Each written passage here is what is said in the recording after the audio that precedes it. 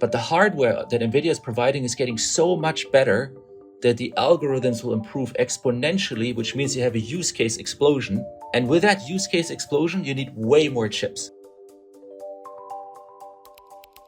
Hello, you, and welcome to It's so dumb. I think we're going to try a different one.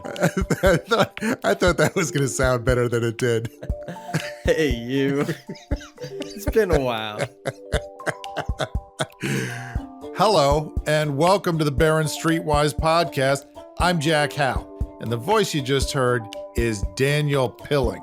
He's a semiconductor analyst at Sands Capital.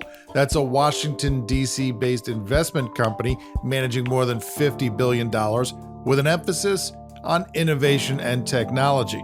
In a moment, Daniel will explain how artificial intelligence will shape future demand for chips and which stocks will shine.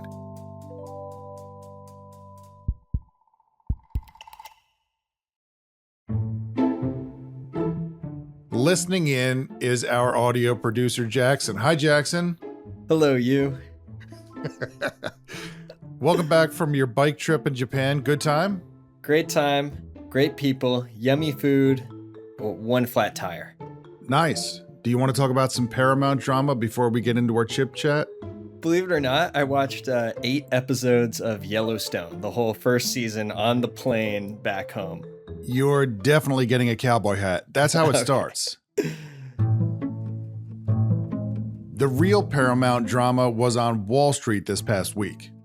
I mean, first of all, there was an earnings call on Tuesday and the stock went down 7%. That on its own is not really that big of a deal for Paramount. It's something of an earnings day disappointer lately. That 7% drop is only the 4th worst earnings day stock decline in the past 4 years. In this case, I don't think it was the financial results. They were okay.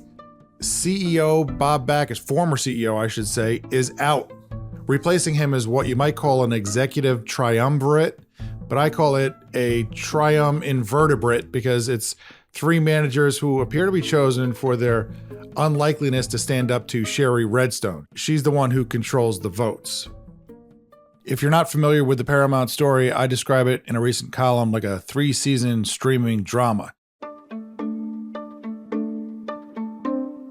Season 1 introduced Sumner Redstone. He's the son of a Boston linoleum peddler.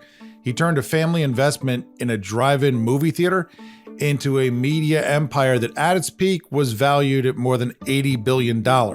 He was known as a tough negotiator and a frequent litigator. He's the guy who brought Viacom and CBS together for the first time. He meddled into the business well into his 80s. He spent his 90s incapacitated with girlfriends fighting over his fortune. Season 2 started with CBS CEO Leslie Moonves being ousted in 2018 after more than a dozen women accused him of sexual misconduct.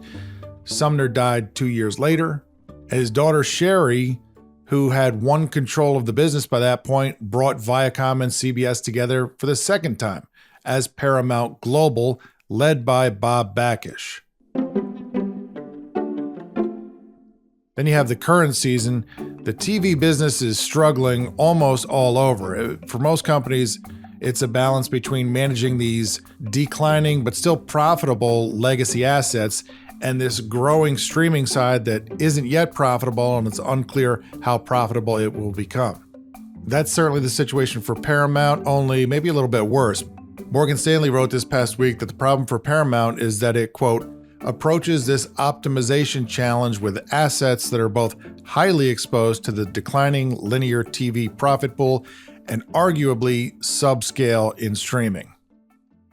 Okay, so in the current and surely final season, season 3, Paramount begins with a junk rating by S&P, a lot of debt.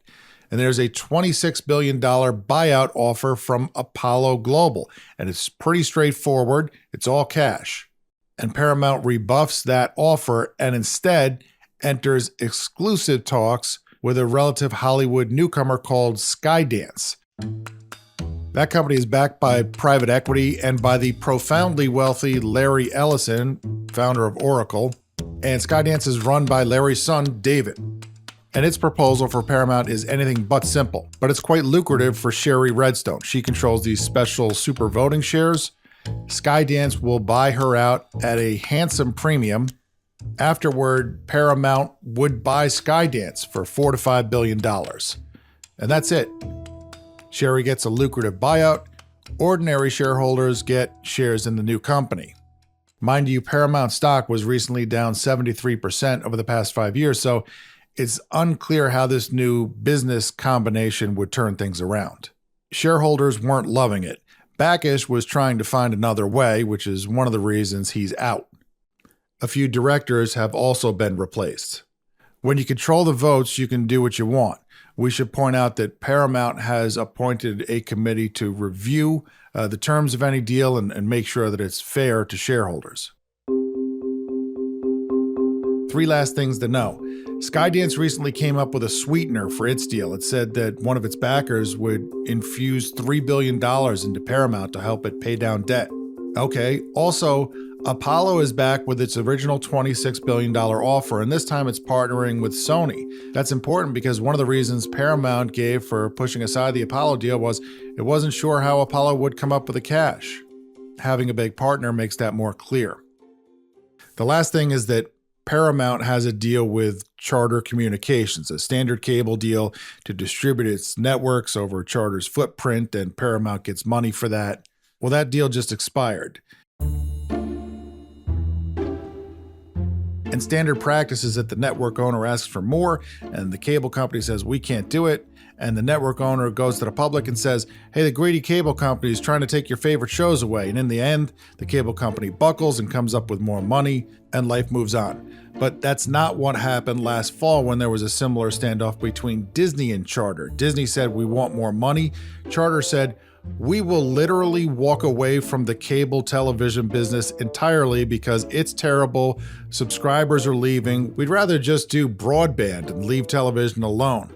And Disney, I would imagine, thought, hey, wait a second.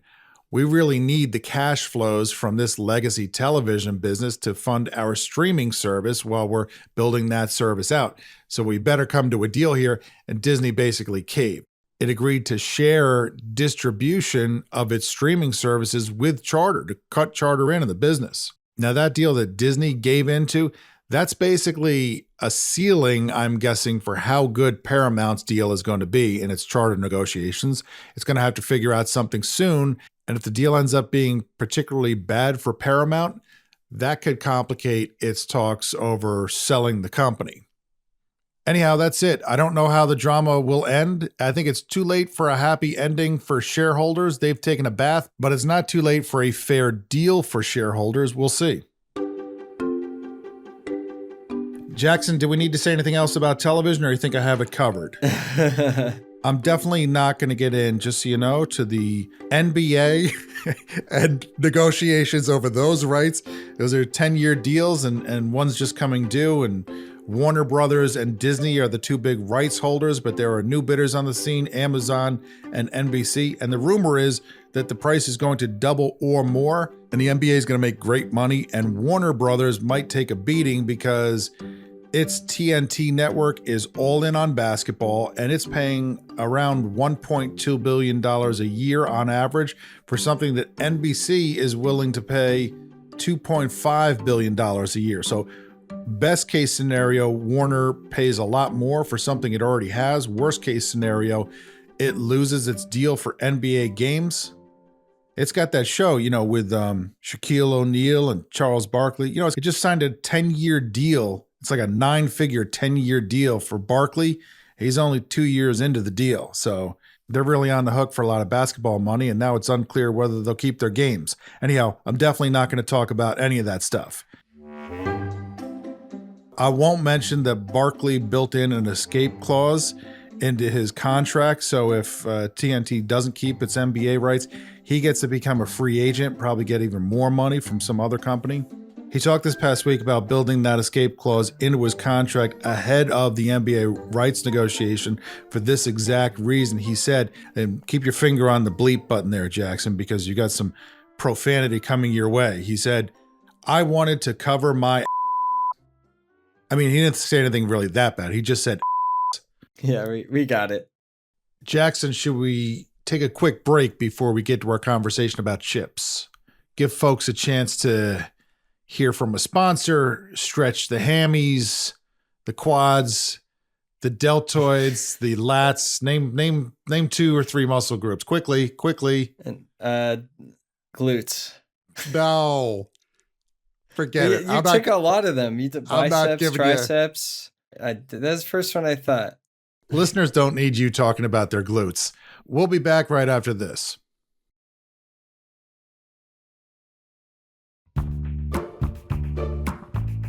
Welcome back. Let's hear from Daniel Pilling. He's a semiconductor analyst at Sands Capital. I spoke with him recently about artificial intelligence and self-driving cars and Taiwan and which stocks to favor.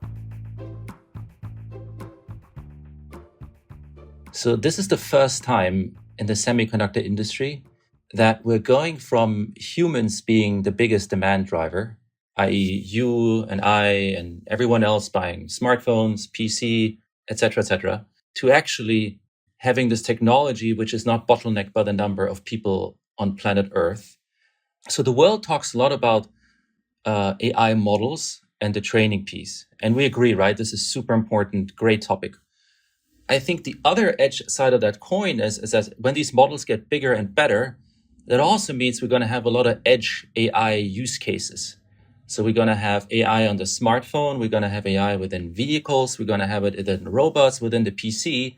And so the better the center becomes, the models within the clouds, the better the edge becomes, whereas the edge hasn't even started growing yet, right? So we don't even have an AI smartphone yet today from Apple. Sooner or later, we probably will. And what that might mean is that we start buying more smartphones in faster times, right? Today, I might buy a smartphone every 3 years. Maybe I'll buy it again in every 2 years. Same for the PC, same for cars, et cetera, et cetera. So not only do you have this massive sort of avalanche of demand within the center, and the center to me is the hyperscalers and AI training and inference within the center, but also you're going to have all this demand on the edge, which hasn't even started yet.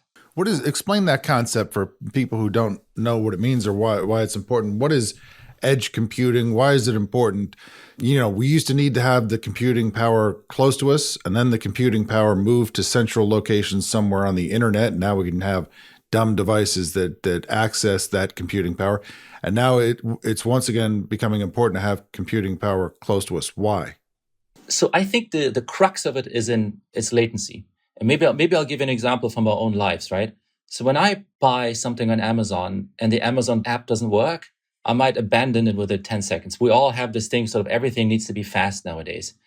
Now, if you look at the smartphone, for example, there will be issues running AI inference on the smartphone within the cloud. Why? We may be in an area of poor connectivity, 5G is not fast enough or not good enough either, et cetera, et cetera. So it's going to be slow. So if you're Apple and you want to grow your servicing business again, you need to make sure that inference works on your smartphone as fast as possible because we're all used to zero latency. Whereas actually on the PC, there's a second reason. If you're Microsoft and you sell you and me a Copilot, it's much better for the consumer to pay for the inference, right? So if I buy the PC and the inference runs on my computer, it's much better because Microsoft doesn't have to pay for it. So maybe there's a little bit of a sort of business reason as well. So those two. And then 3, there's a privacy reason as well. So maybe one day we have really models that can memorize, because today these models cannot memorize anything. If you go on ChatGPT, it doesn't really know who you are when you come back. In the future, we will probably want to have our own models that know us. And then maybe that model just resides on your phone for privacy reasons. So you don't want to share that on the cloud. So maybe that's another reason. What did you mean a few minutes ago when you said that demand is no longer bottlenecked by the number of people on Earth? Is it that, we're not directly buying the devices that have the chips one for one, or what do you mean by that? Yeah. So in the past, right, when you look at smartphones, for example, you can say, okay, there's X number of people in the world, and they're going to require a certain number of smartphones. They're going to buy them every 2 or 3 years. And that's sort of the market size. And that's it, right? So that's sort of the max you can get. For AI, it doesn't really matter how many people you have in the world.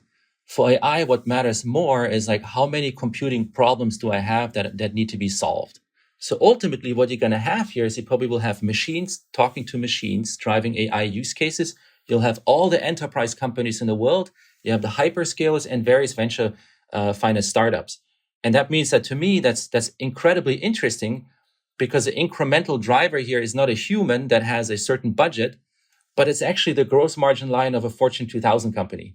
And there's a lot of space to grow there, right? Whereas obviously the average person, including all of us, are kind of budget constrained in terms of how much we can spend on a smartphone. When you start talking about machines talking to machines and figuring out new use cases for AI, it just gets me wondering, what will they come up with? Like, how will the world change? What do you come up with 10 years from now for ways that ordinary people might feel the change in their lives from AI? Maybe I'll give you a couple of examples, but I will preface this with one thing, just put some numbers around it if you like. So as you may know, NVIDIA had a developers or technology conference recently, and then Broadcom, another big AI chip company, had one as well. The crux of it was like this. Broadcom was talking about the cluster size of these AI chips growing by 30 times. And then if you say the models, the GPUs improve by 5 to 10 times on top, that means you're going to have something like 150 to 300 times more compute for these models, like enormous numbers of incremental compute. So when you throw more compute at these models, they get much better. That's been happening for 4 or 5 years now. And then the conclusion of that is then to say, when the models get better, the use case explodes, which then effectively means the IQ of these models will go up tremendously. And you can draw sort of a curve of where we are today to the future and put new use cases on them, right? We met NASA recently, and NASA is using AI to design their spaceships or certain parts of them. So, if you're a Star Trek fan, you see that some spaceships there look very different than ours today. That's what they're doing. So the AI is like 90% better than a human or something like that, right? It's significantly better. Does anything look like the Starship Enterprise? Did they get it right early with the shape of that ship, or is that still fiction? So it looked more like, it looked a bit more like insectoids, like more like insects today. So it wasn't as sort of geometric as we humans like to do things, but it was sort of optimized in a very odd looking fashion. Space insects. All right. I'm intrigued. What else? So the second use case I found intriguing for us, like that might actually impact our own lives, is sort of within the medical space. The idea is to say that every one of us is going to have a sort of AI replica somewhere within the cloud. And then if you're unwell, the doctors will actually use medicines on that replica of you to see how you react. That's an enormously positive use case, yeah? And I mean, I think we're far away from that. But then again, the way that Gen AI works, it can take you and create 1,000 scenarios of you and apply different uses of drugs and see which one was the best one for whatever ailment one may have. And maybe the third one I'm going to mention to you. So when you look at what happened at Meta, Meta sort of had issues with Apple and privacy concerns. That was a big problem, right? So the stock price the company had issues because of that. Lo and behold, they used Gen AI to get around those issues. And what they're doing now is they're using Gen AI to improve the ad targeting. And it's with phenomenal success.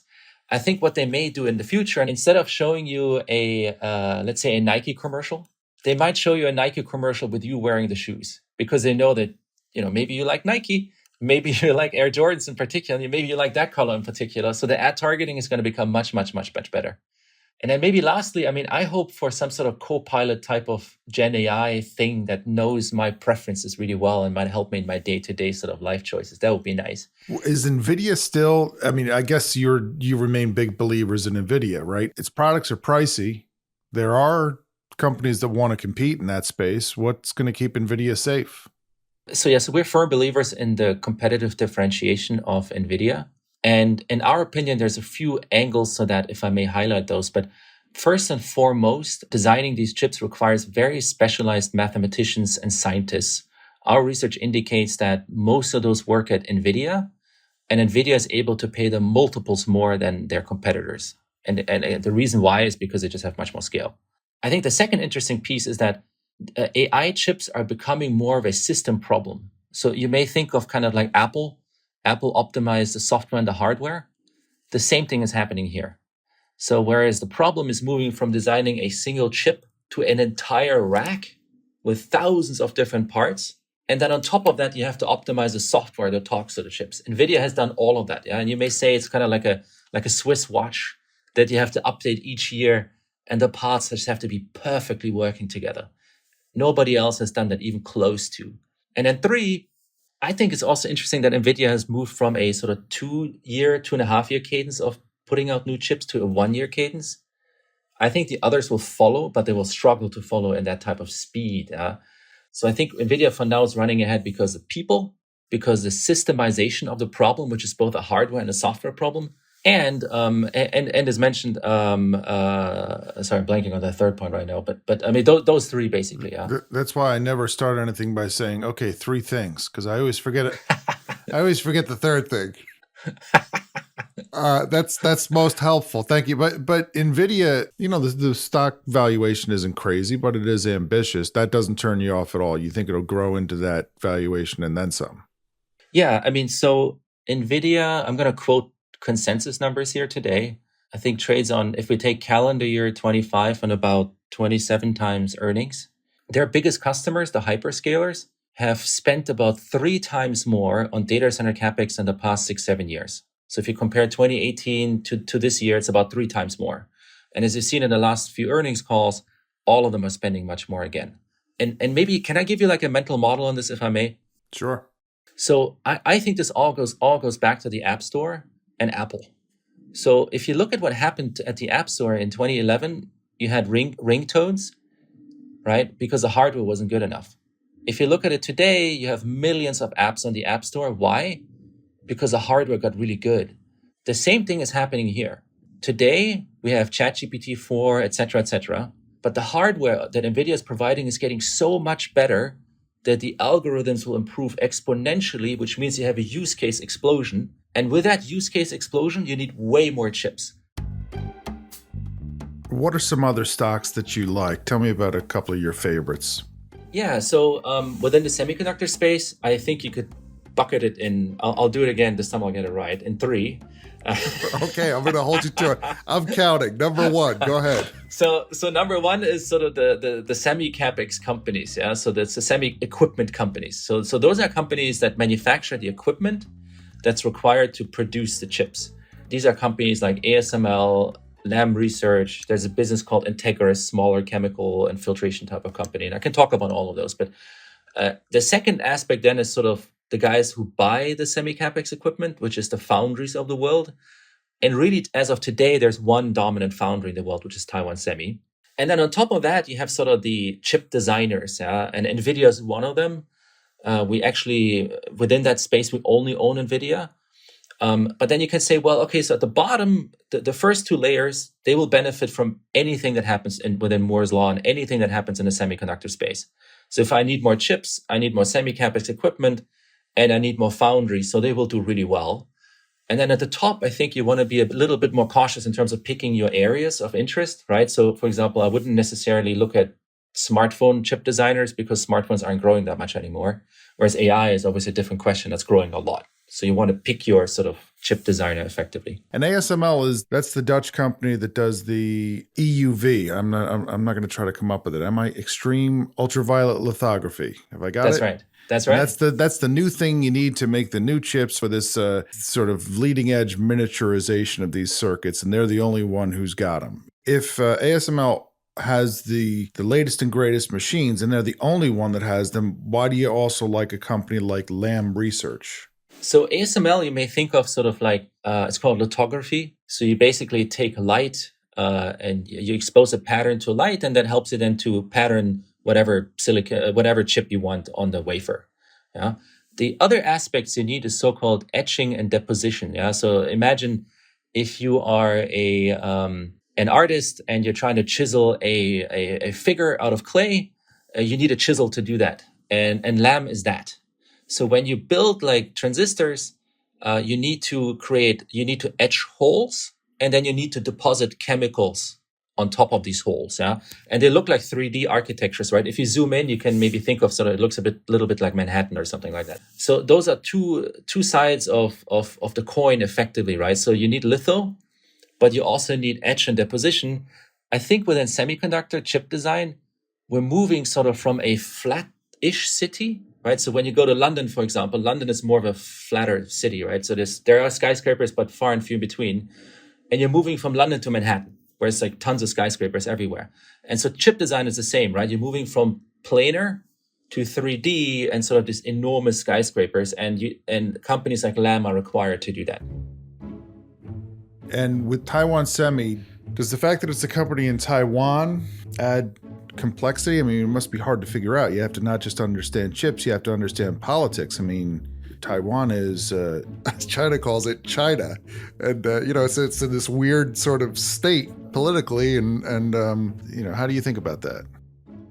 Yeah, no, we look at that a lot. And maybe I'll give you a mental model. Now, I will all say these are people involved with a lot of power. So the logic may not matter that much, but I think the logic that we have hopefully makes sense. And I'll give you a few factoids. First of all, I think there's this idea of if China were to control Taiwan, that they would fix their problems within the semiconductor space. That's not true. If China were to control Taiwan tomorrow, then the ASMLs of the world would stop delivering spare parts, which would mean that all of the Taiwanese equipment would stop working within 2 or 3 weeks. So you would not get any chips. The second impact would be probably that if there were to happen, that China would get completely cut off of leading edge chips, at least in the parts they haven't been cut off yet, which then means that China would also not be able to develop these big AI models. And then arguably, if that's the most important technology of our time and the most exponential technology of our time, you would lose that access to that technology if you were to do something with Taiwan. So my sense is that at least the logical case would be you wouldn't do that because you're not getting anything out of it. You would literally be cut off of the most important technology, and you would not be getting any semiconductors in Taiwan at all because you don't have the ASMLs of the world. I think they call the position of U.S. policymakers towards Taiwan a strategic ambiguity. And so it sounds like strategic ambiguity might be the best we could do for a while, and maybe that it might keep working for Taiwan Semi. Let me ask you one last thing. I want to circle back to use cases for AI. Do you do any thinking about self-driving cars? Do you pay attention to that market? Because that's something for ordinary people where they can get their head around that in a big way. And we already see some of the early features in cars that are on the road. There are some people out there who say, hey, end of the decade, we'll be there. And there are some people who say not even close. Maybe it might take a decade or more beyond that. Where do you think we're headed in terms of the cars driving themselves? Yeah, Jack, no, we do a lot of thinking about that. Yeah, so maybe a few points. Is this going to happen? I cannot imagine it doesn't happen, right? And I'll tell you why. Because ultimately, all of these things are actually the same problem. It's just a question of how much compute and how much data. That's it. And we know that the compute amounts are going to go up just tremendously. We know that. In terms of semiconductor content, we're talking about thousands of dollars here, right? Potentially. And that's not nowhere in the numbers today. Nowhere. So if and when that happens, you're going to have a nice little incremental growth opportunity within semis. And then the third thing I think that one might think of is synthetic data. Now, I'm not entirely sure how this will impact, but NVIDIA talks about using synthetic data to train these models, and obviously Tesla has a different opinion here. But then again, if I say, well, so the data availability for this problem is going to shoot up tremendously because we can simulate these things, and we're going to have massively amounts of rising compute, and again, leads me to believe we're going to have a solution sooner or later. Now, again, all these things are exponential, and if and when they happen, we should have a great sort of investment opportunity ahead of us, right? Because when it happens, there will be disbelief and all of a sudden a lot of growth, just like similar to NVIDIA, yeah? But on the timing part, I shall graciously pass in terms of we're not sure. Hey, Daniel, I like talking with you and I learned plenty. Thanks for joining us. Thank you, Jack. Thanks for having me. Thanks to all of you for listening. If you have a question you'd like answered on the podcast, Jax, go ahead and sing the question solicitation song quickly. 1 and 2. Open your voice memo app and send it to jack.how@barrons.com. Unless you have an Android, then there's other recording apps that I assume can also send to recordings to the same email. Okay, yeah. Save some. Yep. save some for the concert tour. Jackson Cantrell is our producer. You can follow the podcast on Apple Podcasts, Spotify, YouTube. I still don't think that's real, or wherever you listen to podcasts. See you next week.